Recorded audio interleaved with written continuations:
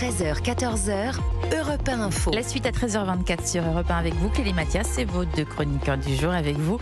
Le chroniqueur politique Jean-Claude Dacier et l'ancien juge d'instruction Georges Fenech. Et dans Europe 1 Info aujourd'hui, une large partie de ce débat est consacrée aux conséquences de la mort de Quentin Derenque, dont on a appris le décès samedi dernier. Il avait été tabassé, lynché jeudi dernier en marge d'un déplacement et d'une conférence de Rima Hassan à Sciences Po Lyon. 11 personnes ont été interpellées, parmi lesquelles l'assistant parlementaire d'un député insoumis. Pression de plus en plus forte, les développements de l'enquête sur la mort de Quentin Derenque embarrassent la France insoumise, c'est le moins qu'on puisse dire, qui pourtant tient son cap. Écoutez, Jean-Luc Mélenchon, qui a estimé hier soir que la Jeune Garde était une organisation associée à LFI. La Jeune Garde est une organisation associés au mouvement insoumis. Nous ne nous mêlons de rien dans la Jeune Garde. Nous ne donnons pas de consignes, nous ne donnons pas d'ordre. Ce n'est pas nous qui décrétons les mobilisations de cette organisation. Ce n'est pas la seule. Il y a d'autres organisations associées et tout aussi indépendantes. Avec la Jeune Garde, nous ne nous sommes pas cachés. Nous admirions ces jeunes gens.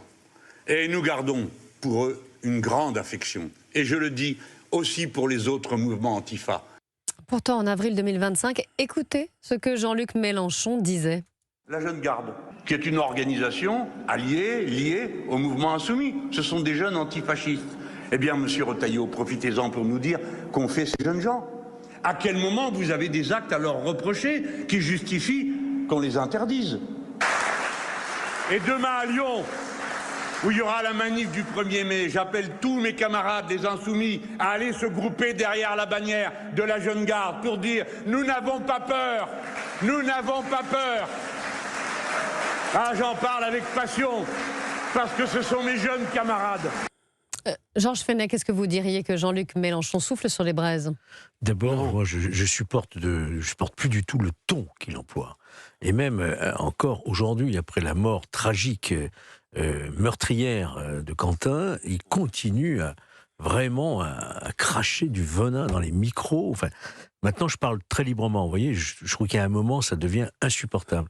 Et ces dernières déclarations, on voit bien qu'il tente déjà de déminer, peut-être pour les prochains jours à venir, déminer en se justifiant.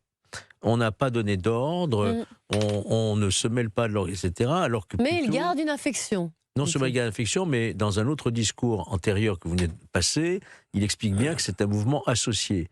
Donc, moi je vous dis très très franchement et très clairement, il va être entendu. Jean-Luc Mélenchon ? Mais bien sûr, c'est quand même lui qui recrute la nouvelle garde, qui est chargée d'aller assurer, soi-disant, la sécurité de Rima Hassan. Tout est lié.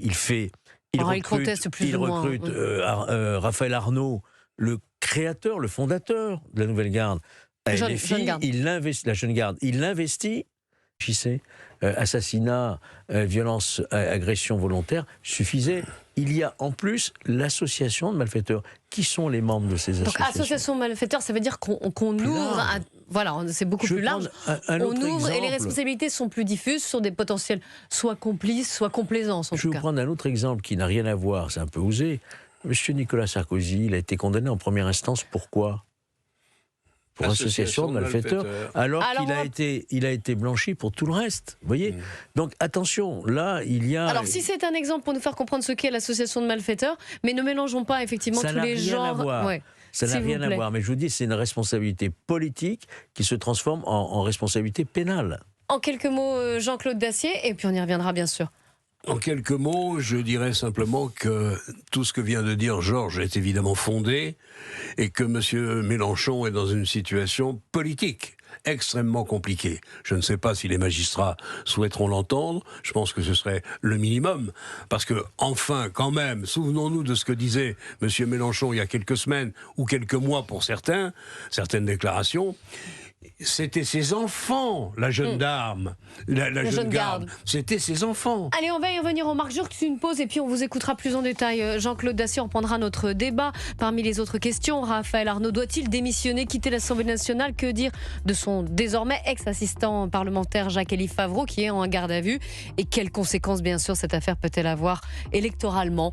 On continue d'en parler avec vous deux, Georges Fenech, Jean-Claude Dacier, dans Europe 1 Info. Il est 13h29, vous écoutez Clélie Mathias sur Europe 1. 13h, 14h. Europe 1 Info.